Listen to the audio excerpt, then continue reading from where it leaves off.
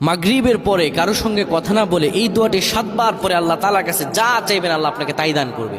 অভাবে আছেন, ঋণগ্রস্ত আছেন, মাথায় টেনশন, ঋণের বোঝা, বাড়িতে থাকতে পারতেছেন না, আল্লাহ সব আপনার পেরেশানি দূর করে দেবে ইনশাআল্লাহ। যদি আপনি আমলটি করতে পারেন, আমল মানুষের জীবন বদলিয়ে দেয়, আমল মানুষের জীবনকে পরিবর্তন করে দেয়। আল্লাহ তাআলা আপনার সব দোয়া কবুল করে নেবেন ইনশাআল্লাহ।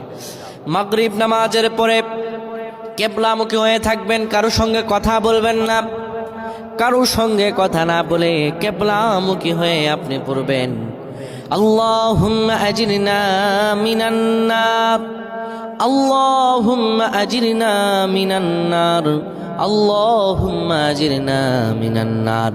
যদি এটি আপনি মাগরিব নামাজের পরে কারো সঙ্গে কথা না বলে পড়ে 7 বার পরে দুটি হাত তুলে আল্লাহর কাছে দোয়া করেন, আল্লাহ জাহান্নামের আগুন থেকেও বাঁচাবেন এবং আল্লাহ আপনার সব দোয়াগুলো কবুল আর মঞ্জুর করে নেবেন। আল্লাহুম্মা আমিন।